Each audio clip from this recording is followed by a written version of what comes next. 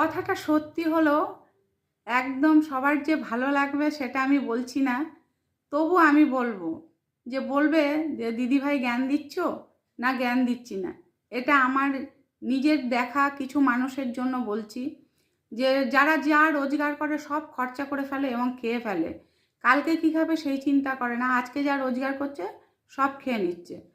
তা সেই পুরোটা খেও না, কিছুটা রাখো, কিছুটা খাও। খাবে না কেন, সবই খাবে।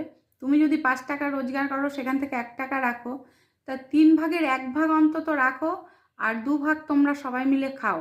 দেখো, দেখবে ভবিষ্যতে তোমাদের যে শেষ বয়সটা যখন আসবে, তখন তো পরিশ্রম করতে পারবে না, তখন তো তোমাদের জীবনটা চালাতে হবে। তাই ছেলেমেয়েরা দেখবে কি না এখন কোনো ভরসা নেই।